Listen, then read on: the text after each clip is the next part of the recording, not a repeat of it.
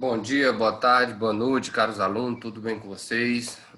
Dando continuidade aos nossos assuntos, às nossas ideias, é sobre o trabalho.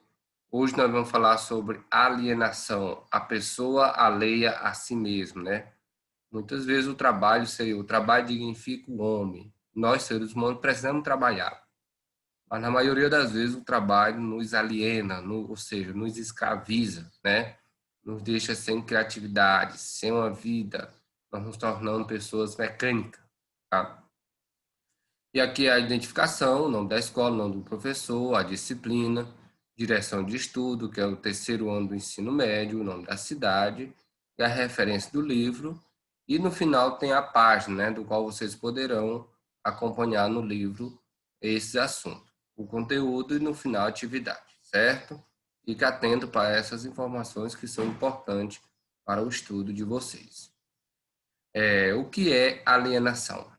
A palavra alienação vem do latim alienare, tornar algo alheio a alguém, isto é, tornar algo pertencente a outro. Hoje esse termo é usado em diferentes contextos com significações distintas. Em direito, nesse sentido, costuma-se dizer que os bens do devedor foram alienados, ou seja, guardados, né? Isso aqui é na questão da justiça. Quando alguém deve outro, e não quer pagar, o indivíduo que está para receber o produto entra na justiça, a justiça pega aquele bem e deixa guardado até o trâmite da decisão judicial. Se for preciso, aquele bem já fique para a pessoa que o indivíduo estava devendo. Alienar, ou seja, guardar o bem por um tempo até o juiz definir o que é que vai ser feito dele. Ou se vende para repor o dinheiro, ou se entrega o produto, né? Em psicologia, refere-se ao estado patológico do indivíduo que se tornou alheio a si próprio, né?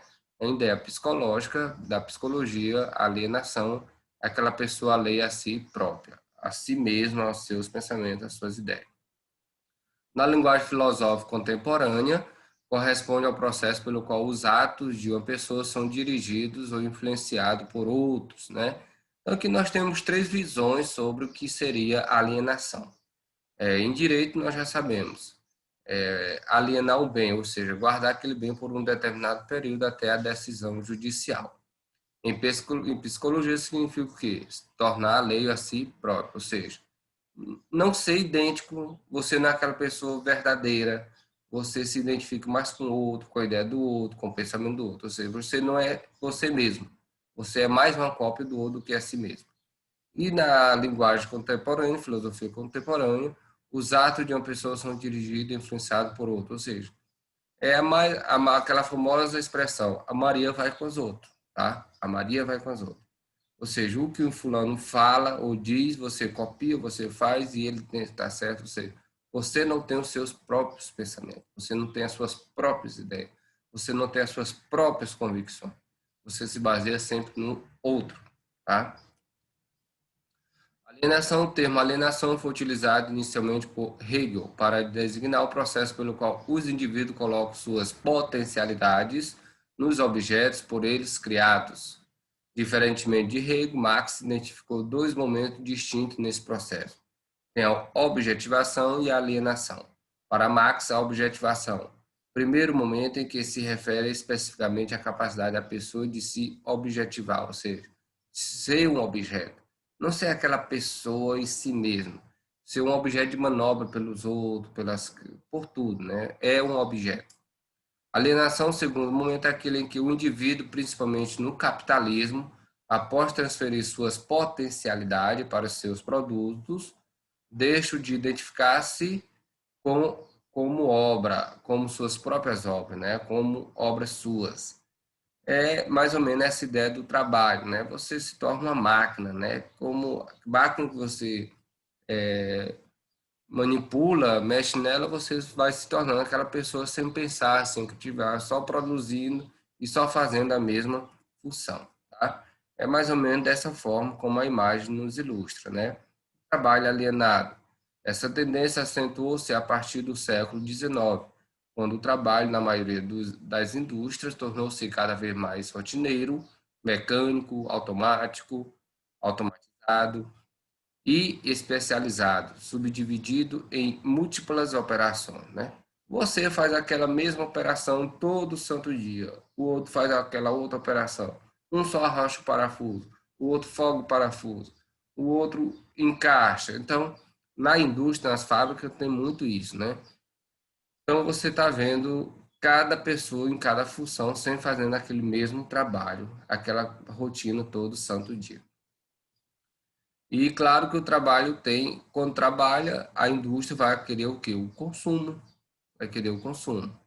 Consumo alienado. O que é o consumo alienado? Fenômeno que ocorre principalmente entre as parcelas da população do bom poder aquisitivo, né? Consumir uma casa boa, ou seja, adquirir uma casa boa, consumir um carro, ter um carro bom, consumir roupa, celulares, sapatos, né? E a indústria sempre mostra isso. Se você não consumir esse produto, você vai estar atrasado, você é aquela pessoa que não está na moda. E ela aproveita disso.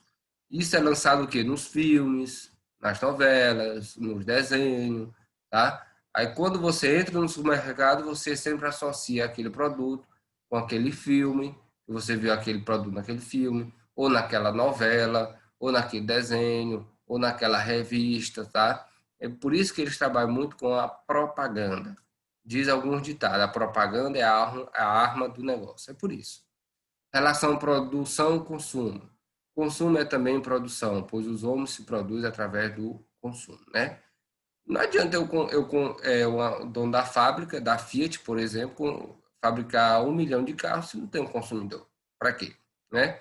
Ela vai fabricando os produtos devido ao consumo. Bom? Consumo e status. O fato de que alguém possua um automóvel de luxo só tem sentido se poucos indivíduos puderem tê-lo.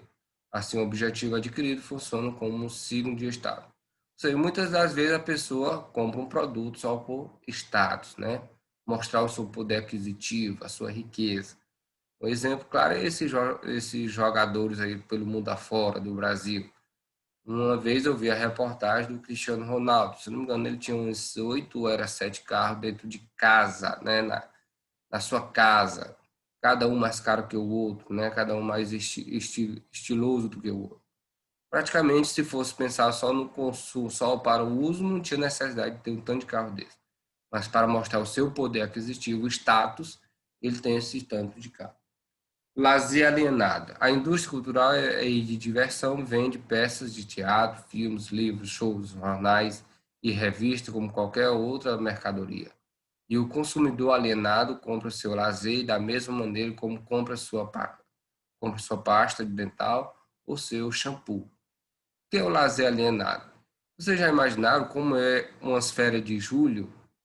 Todas as crianças, os pais, as mães estão no mesmo, praticamente na mesma piscina, estão na mesma direção, estão na mesma cachoeira, estão no mesmo lugar de parque, né? Parece que todos têm o mesmo pensamento. Todo mundo está naquele lugar, todo mundo vai para aquela mesma direção, né? Seja os pais acompanhando seus filhos nas férias, por aí vai. Então, é mais ou menos essa a ideia, né? Todo mundo está para vão assistir o mesmo filme, vão para os mesmos shows, ou seja, não tem nada diferente. Aonde o Pedro tá, o Tiago tá, a Maria tá, a Fernanda tá, né? Todos eles estão do mesmo jeito, no mesmo. E por fim, essa é uma pequena atividade, vocês poderão acompanhar ela na página 186. Vocês tentam responder ela, copiar e responder de acordo com o livro, né? Mas quando eu for passar para vocês, vou estar explicando direitinho como eu vou querer a devolutiva da atividade. De já, muito obrigado pela atenção e bons estudos para vocês.